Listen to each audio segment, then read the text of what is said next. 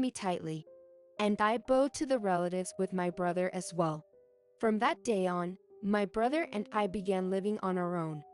Relatives had been coming and going until our parents' funeral, but after that, it was just the two of us.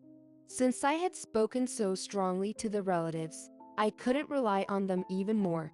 And to be honest, I was anxious, but seeing my brother's smile blew those fears away. At that time, my brother was in college, playing on the baseball team. Being a regular and excelling, he was the team star and a player from whom a bright future was expected.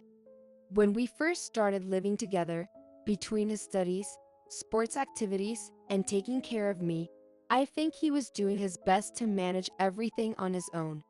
He would wake up at 4 in the morning, starting with laundry, and then preparing breakfast. After preparing his lunch and getting me ready, he'd send me off to school and then rush off to his own classes.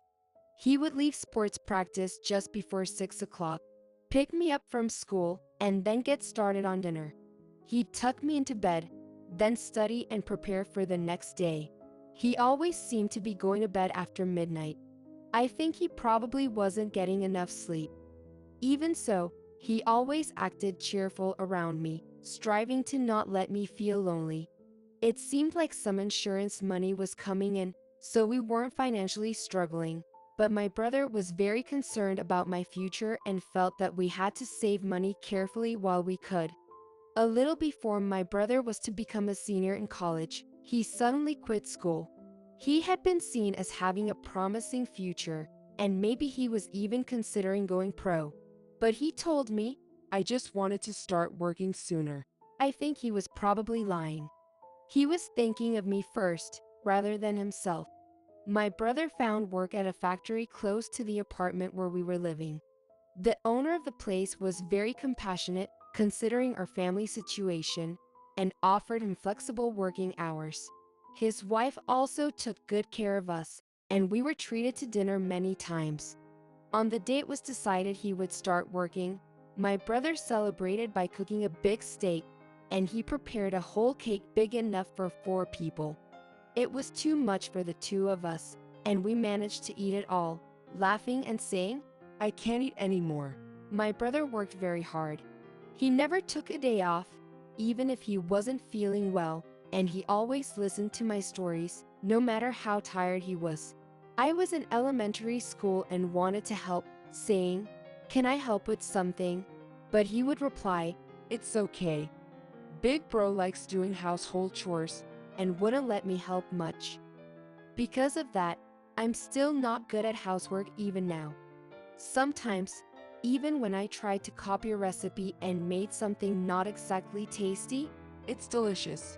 Yummy," he would eat it all, and I never heard him say anything was bad. On the weekends, he would always take me somewhere, responding to whatever I asked for. He would take pictures everywhere we went and carefully put them into a scrapbook. Instead of a family hot spring trip, my brother took me to a hot spring resort. It's a funny story now, but at the time, the resort manager asked, "Are you running away from home?" And my brother had to desperately explain the situation. Somehow, we cleared up the misunderstanding, and the manager treated us well. And the next day, we went to a sightseeing spot recommended by the manager and had ice cream together. It was the kind of ice cream you can find anywhere, but I'll never forget that taste. My brother always showed up at my school events. Parent-teacher conferences, family recreations, sports days, physical education festivals, and 3-way interviews as well. Since he was a young guy among the other parents, he stood out a lot. To be honest, I still wish my mom could have been there. But my friends would say, "Your brother's so cool. I'm jealous that your brother comes for you." And I was so happy, it blew all my loneliness away. At the sports festival, he cheered me on more than anyone else. Worried I'd feel lonely being the only one he was cheering for, he got the factory owner and his wife, along with the employees, to come and support me. When I was running in the relay, the owner and the employees were all shouting, "Go Amy, go!" And among them, the voice of my brother, who was holding a framed picture of our parents, resonated the most. He even got up early to make lunch for me, with my favorite sweet omelet and slightly burnt fried chicken and uneven sized sandwiches. He made lots to try and please me. Apparently, the factory owner's wife was supposed to make it, but I wanted to make it for Amy himself, so he refused her offer. Being cheered on by so many people was a first for me at a sports day, so I was a little embarrassed, but it became one of my fondest memories. And then, I moved up to 5th grade, and even with changing classes, I quickly made good friends and was enjoying my days. By 5th grade, my friends were starting to have crushes, and I found a boy I was interested in too. When I told my brother, "I have someone I like," he was utterly shocked, exclaiming, "What?" And then he hung his head, saying, "And now I really understand how fathers feel." But still, he was all ears, asking me, "What's he like? What do you like about him?"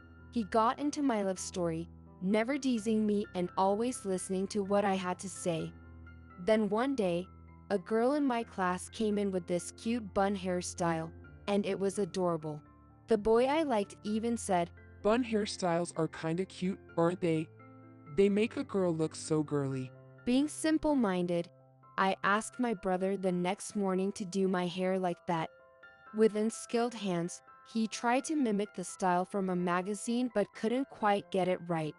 I ended up crying and lashing out at him. If Mom was here, she would have done it beautifully. Hearing those words, my brother simply said, I'm sorry. and he broke down in tears. The moment I saw him cry, I thought, what have I said?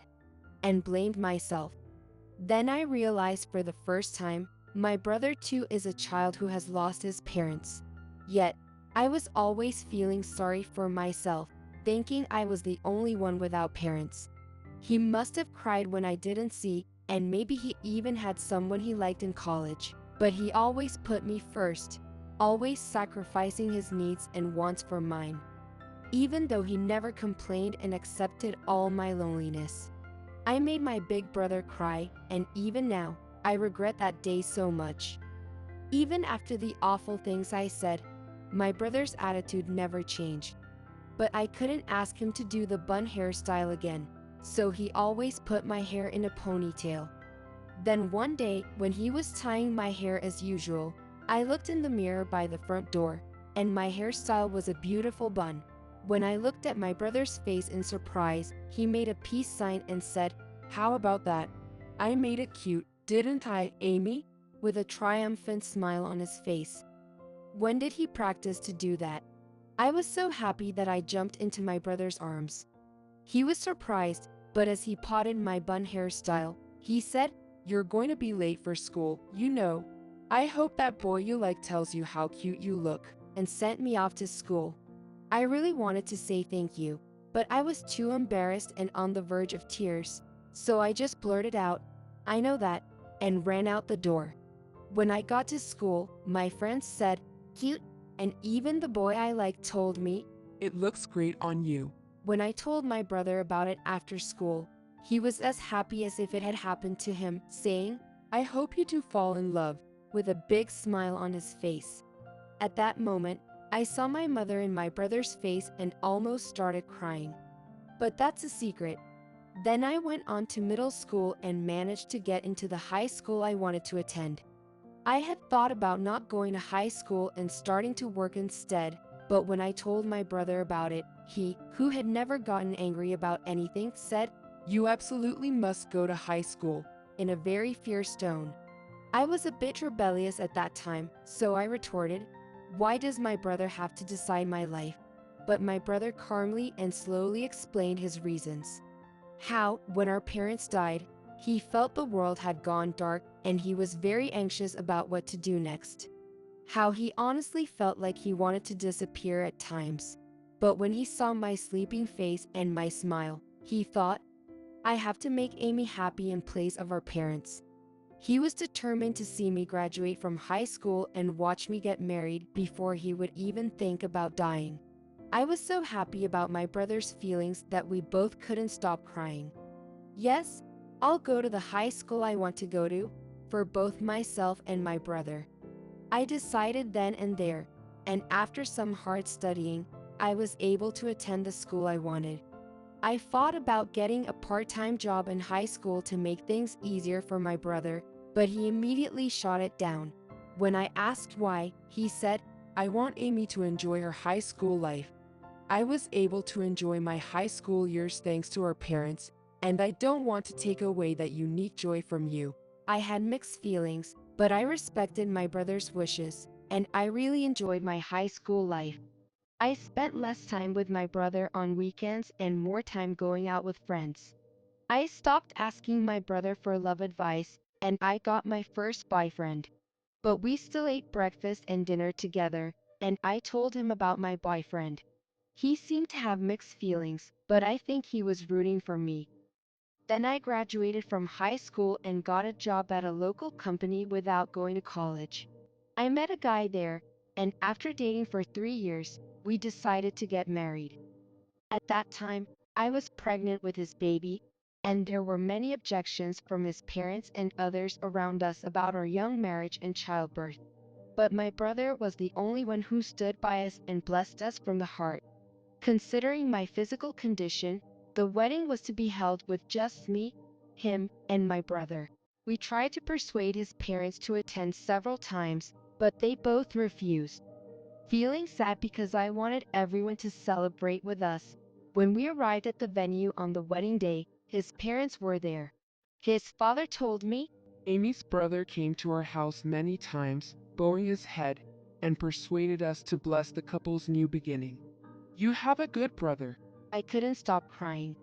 My brother had a gentle smile and seemed to be crying a little too. It was a very small wedding, but it turned out to be the best, and I thought that being happy would be my way of repaying my brother. A few months after the ceremony, I gave birth to a healthy baby girl. Now his parents are crazy about their granddaughter, and of course, my brother's smile never fades. Looking at everyone, I feel that this happiness now exists because of the days I spent with my brother. Losing our parents was a hard sorrow to heal, but my brother's presence saved me and gave me new life. From now on, I hope to create the joy and happiness that my brother lost, together with him.